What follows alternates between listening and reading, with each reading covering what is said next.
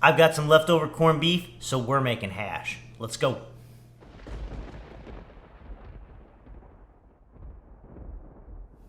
What's up, everybody? James with JB Sous Vide, and I'm so glad you're back. If this is your first time here, this channel is dedicated to bringing you high-quality sous vide cooking that you can do in your own home.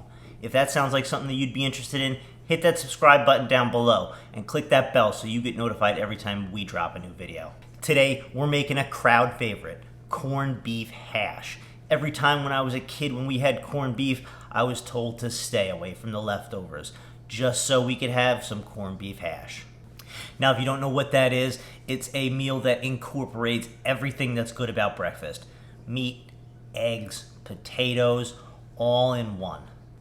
I'm going to show you how I do mine, and we're going to use sous vide to make the perfect eggs for this dish. This technique for the eggs is going to produce an amazingly jammy texture of the yolk that's going to go so well with this dish. But alright, the first thing to talk about is our potatoes. The best potatoes for a hash are going to be leftover potatoes. They have so much flavor and they're already pre-cooked. But if you don't have leftover potatoes, we can make our own.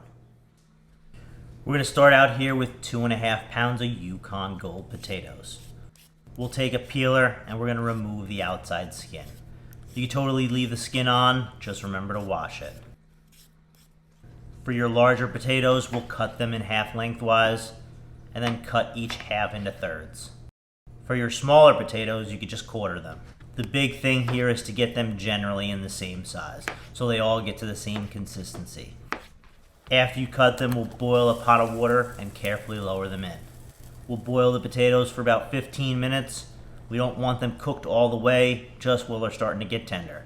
At this point, we can drop our eggs into the bath. Well, lower our eggs into the bath. You don't really want to drop these in.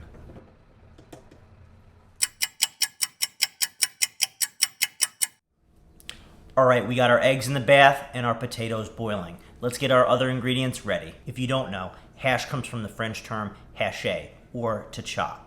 So that's going to be the basis on which we prep our ingredients. We're going to chop or dice them so that in the end we can get a perfectly textured and crispy hash. But also remember, this is cooking. I've seen people also cube this and it looks great. I had it in restaurants where it's cubed, works out perfectly. So really it's just finding the way that you like. Bringing in our corned beef. If you haven't checked out our corned beef video we did, it'll be linked above in a card. To get started, we'll slice it, and then we're putting it into our Ninja to chop it up. Lid on, and we're just going to quickly pulse a few times. We don't want to go too crazy, we're just getting into small pieces.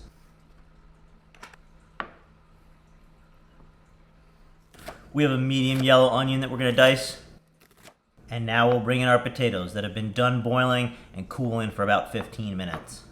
We'll chop them up. You don't have to go crazy here. We're just getting them into smaller pieces. They're going to wind up breaking down a little more in the pan. Kinda to this size. Okay, with our ingredients ready, let's get into our hash. I'm going to be using a cast iron skillet.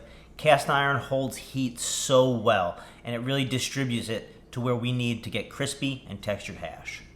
As we get ready here, I've got my cast iron preheated on low for about 5 minutes. After that 5 minutes, I've turned it up to medium, and now we're ready to cook.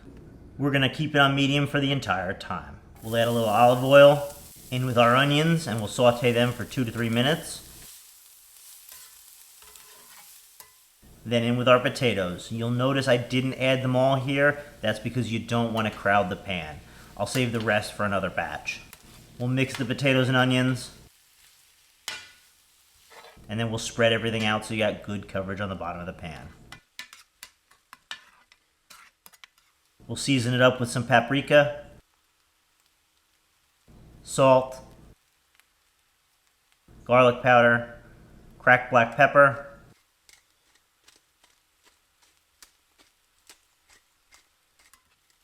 and we'll toss that to combine.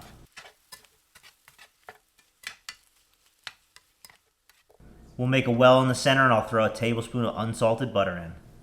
Then mix.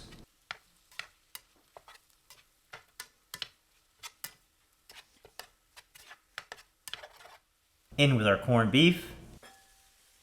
Mix. And now we need to get it crispy. The way you do that is by not touching it. What you're gonna do is you're gonna spread it out in the pan so you have maximum contact and let it sit for about 2 to 3 minutes. Then we'll flip. We'll do this a couple times until you can see the bottom start to get your desired level of crisp. This right here is where I like to get to. I'll flip one last time and let that bottom get just as crispy.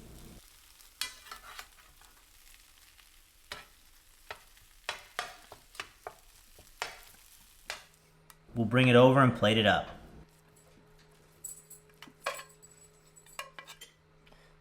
Then I'll use a spoon to pre-make pockets for my sous vide eggs. Like nice little nests. Now that our eggs are done, we're gonna need to get them out of the shells. With this time and temperature combination for sous vide, you're gonna have a jammy yolk, a layer of set whites, and a layer of loose whites. I don't really like the loose whites, so what I like to do is I like to crack them into a spoon so that the loose whites can just fall away. I've got my bowl here, and I'm gonna crack my egg on a flat surface. I'll start peeling around the center.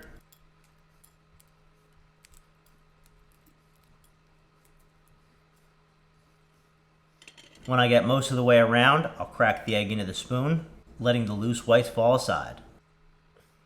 We'll place the egg in its pretty nest and keep cracking.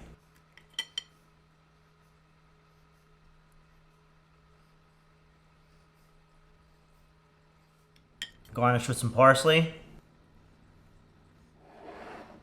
Now for some yolk check. Look at that, beautiful jammy yolk. You can just mix it right into your hash. All right, y'all, let's see how we did here. Great looking corned beef hash, beautiful egg yolk on top.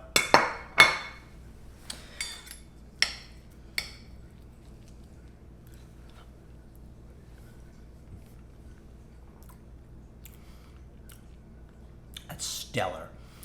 Man, that's really good. Wow. The texture is just so good. You know, you got that corned beef with those potatoes that are crispy on the outside, but kind of, you know, nice and soft insides. It's really good. But hey, thanks for watching. If you got something out of this video, go give it a like down below. Hit that subscribe button and go watch some of the other videos we got on the channel for you. I'll catch you on the next one.